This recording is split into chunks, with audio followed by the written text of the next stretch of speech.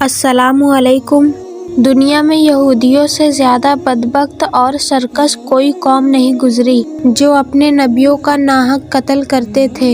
حالانکہ یہ پیغمبر اکرام نہ کسی کو ستاتے تھے اور نہ ہی کسی کے مال و دولت پر ہاتھ ڈالتے تھے، بلکہ بغیر کوئی اجرت کے لوگوں کو فلاح کی باتیں بتاتے اور اللہ کی طرف بلایا کرتے تھے۔ لہٰذا حضرت ابو عبیدہ رضی اللہ تعالیٰ عنہ نے ایک دفعہ رسول اللہ صلی اللہ علیہ وسلم سے پوچھا کہ قیامت کے دن سب سے بڑے اور سخت عذاب کا مستحق کون ہوگا؟ آپ نے فرمایا، وہ شخص جو کسی نبی کو یا کوئی ایسے شخص کو قتل کرے جو بھلائی کا حکم دیتا ہو اور برائی سے روکتا ہو۔ ایک حدیث کے مطابق یہودیوں نے ایک دن میں 45 نبیوں اور 170 صالحین کا قتل کر دیا تھا جو انہیں اچھی باتوں کا حکم دیا کرتے تھے۔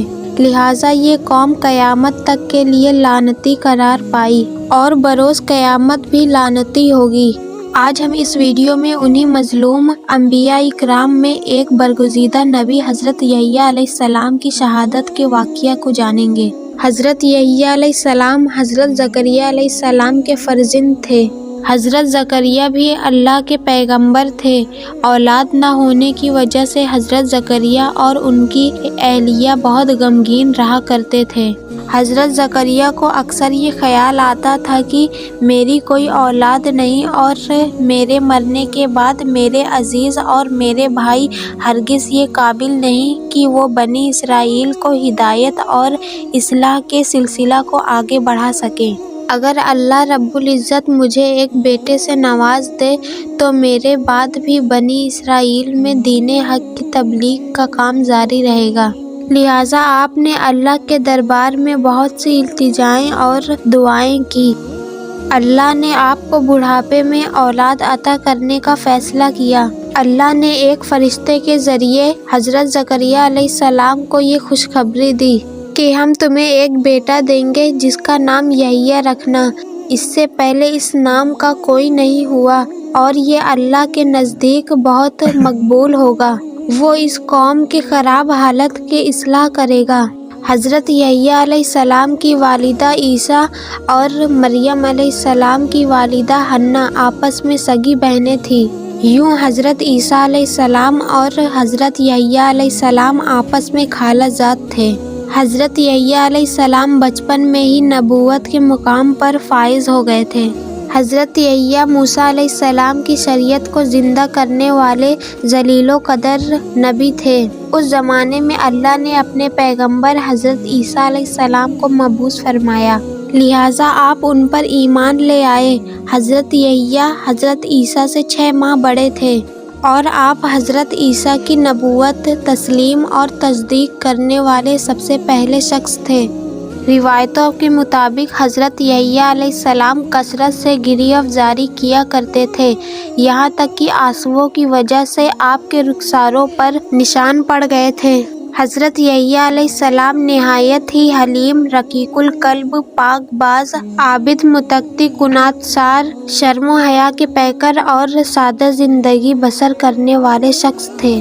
غذا بقدر ضرورت کھاتے اور لباس اتنا پہنتے جس سے صرف شتر پوشی ہو سکے۔ آپ کو جنگلوں اور بیابانوں سے محبت تھی۔ زندگی کا زیادہ تر حصہ وہیں گزرا جہاں آپ درخت کے پتے اور شہد بطور جزا استعمال فرماتے، اور پیاس لگتی تو نہر سے پانی پی لیتے۔ نہ کوئی گھر تھا، نہ کوئی زمین جائیداد، جہاں رات ہوتی وہاں بسیرا کر لیتے۔ حضرت ابن عباس سے روایت ہے کہ رسول اللہ صلی اللہ علیہ وسلم نے فرمایا، اولاد آدم میں سے ایسا کوئی نہیں جس سے گناہ سرزد نہ ہوا ہو سوائے حضرت یحییٰ علیہ السلام کے۔ اللہ نے حضرت یحییٰ کو 5 باتوں کا حکم فرمایا تھا کہ ان پر عمل کرو اور بنی اسرائیل کو بھی عمل کرنے کا حکم دو۔ لہٰذا انہوں نے بنی اسرائیل کو بیت المقدس میں جمع کیا اور فرمایا، اللہ نے مجھے 5 باتوں کا حکم دیا ہے۔ اللہ کے سوا کسی کی عبادت نہ کرو اور نہ ہی اللہ کے ساتھ کسی کو شریک کرو۔ میں تمہیں نماز کا حکم دیتا ہوں جو خوشی اور خضوع کے ساتھ ادا کرو۔ میں تمہیں روزہ رکھنے کا حکم دیتا ہوں، بے شک روزے دار کے منہ کی بو اللہ کے نزدیک مشک سے بھی زیادہ معطر اور پسندیدہ ہے۔ میں تمہیں صدقہ دینے کا حکم دیتا ہوں اور کثرت سے اللہ کا ذکر کرتے رہا کرو۔ حضرت یحییٰ علیہ السلام کی وفات کے مطابق مفسرین نے مختلف واقعات تحریر کیے ہیں، تاہم مفسرین کے اکثریت نے جس واقعے کا بیان کیا ہے وہ لوقا کے انجیل سمیت بہت سی کتابوں میں درج ہیں، جس کا خلاصہ یہ ہے کہ حضرت یحییٰ علیہ السلام کے زمانے میں یہودیہ کا بادشاہ ہیرود ایک عیاش شخص تھا، جس کی وجہ سے پورے ملک اور بنی اسرائیل میں فسق و فجور پھیل رہا تھا۔ اس نے اپنے حقیقی بھائی فلپ کی بیوی ہیرودیاس کو بغیر نکاح کے اپنے گھر میں رکھا ہوا تھا۔ حضرت یحییٰ علیہ السلام چونکہ نبی تھے اور دعوت حق کا کام سر انجام دیتے تھے، لہٰذا انہوں نے بادشاہ کی اس فوج حرکات کے خلاف آواز بلند کی، جس کے نتیجے میں انہیں گرفتار کر کے قید خانے میں ڈال دیا گیا۔ بادشاہ نے یحییٰ علیہ السلام کو قید تو کر دیا، لیکن وہ ان سے ڈرتا بھی تھا۔ وہ جانتا تھا کہ آپ اللہ کے سچے نبی اور نیک انسان ہیں، نیز بنی اسرائیل بھی آپ کی بہت عزت و احترام کرتے ہیں۔ لیکن بادشاہ کی داشتہ ہیرودیاس حضرت یحییٰ کی تعلیمات کو اپنے اور اپنی جیسی دوسری بدکار عورتوں کے لیے بہت بڑا خطرہ سمجھتی تھی، لہٰذا وہ آپ کی جان کی دشمن ہو گئی۔ اس دوران بادشاہ کی سالگرہ کے موقع پر محل میں رقص موسیقی کی محفل جمی، جس میں ہیرودیاس کی جوان اور خوبصورت بیٹی نے شہر آمیز رقص دکھا کر بادشاہ کو اپنے جال میں پھنسا لیا۔ بادشاہ نے اس سے خوش ہو کر کہا کہ مانگ کیا مانگتی ہے؟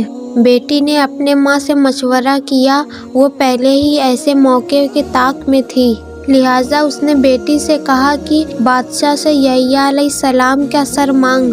بیٹی نے بادشاہ کے سامنے ادب سے جھک کر عرض کی، اے بادشاہ سلامت، مجھے یحییٰ کا سر تھال میں رکھ کر منگوا دیجیے۔ بادشاہ یہ سن کر پریشان ہو گیا، مگر اپنی محبوبہ کی بیٹی کی فرمائش کیسے رد کر سکتا تھا، لہٰذا اس نے سپاہیوں کو قید خانہ بھیجا اور حضرت یحییٰ علیہ السلام کے سر کاٹ کر آپ کو شہید کر دیا۔ آپ علیہ السلام کا سر مبارک ایک تھال میں سجا کر اپنی محبوبہ کی رقاص بیٹی کے سامنے پیش کیا۔ روایتوں کے مطابق حضرت یحییٰ علیہ السلام کی شہادت پر آسمان سے خون کی بارش ہوئی اور سورج کا رنگ سرخ ہو گیا، اور جب آپ کے کٹے ہوئے سر سے خون گرے تو وہ زمین پر جوش مارنے لگے۔ لوگوں نے اس خون کو بہت دبایا اور صاف کیا، لیکن وہ خون کے قطرے اسی طرح جوش مارتے رہے، یہاں تک کہ اللہ نے بنی اسرائیل پر ایک سخت عذاب کا فیصلہ کر دیا۔ اس وقت روم کا سیزر البیریس تھا، وہ ہیرود سے ناراض ہو گیا اور اس نے اپنے بھتیجے اینٹیپا کو اس کی سلطنت پر حملہ کرنے کے لیے بھیجا۔ وہ ایک خونخوار فوج لے کر یہودیہ پر حملہ آور ہوا۔ بادشاہ کے لشکر نے قسم کھائی، جب تک یحییٰ علیہ السلام کا خون جوش مارتا رہے گا ہم یہودیوں کا قتل کرتے رہیں گے۔ ہزاروں یہودی قتل و عام کیے گئے۔ اینٹیپا نے ہیرود کو شکست دے دی۔ ہیرود کو زنجیر پہنا کر سرِ عام روم لے جانے کا فیصلہ کیا۔ جب ہتھکڑیاں اور زنجیروں میں جکڑے دونوں میاں بیوی شہر کی گلیوں میں گزر رہے تھے تو ان کے ستائے ہوئے لوگ ان پر پتھر مار رہے تھے۔ پھر شہنشاہ روم نے ان دونوں کو صحرا میں پھینکوا دیا، جہاں بھوک اور پیاس سے دونوں مر گئے۔ انجیل میں ان رومی افواج کو خدا کا لشکر قرار دیا ہے، کیونکہ اللہ کا یہ قانون ہے کہ سرکش قوم پر دوسری سخت اور جنگجو قوم پر مسلط کر دیتا ہے، جو ان پر قہر بن کر ٹوٹتے ہیں اور اس قوم کو تباہ کر ڈالتے ہیں۔ مورخین نے لکھا ہے کہ اموی خلیفہ ولید بن عبد الملک جب دمشق میں مسجد تعمیر کروا رہے تھے تو ایک دوران وہاں ایک غار دریافت ہوا۔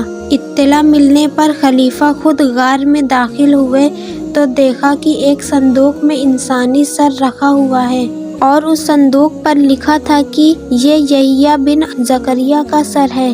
ان کا چہرہ اور بال اپنی اصلی حالت میں تھے اور یوں لگتا تھا کہ جیسے ابھی شہید ہوئے ہوں۔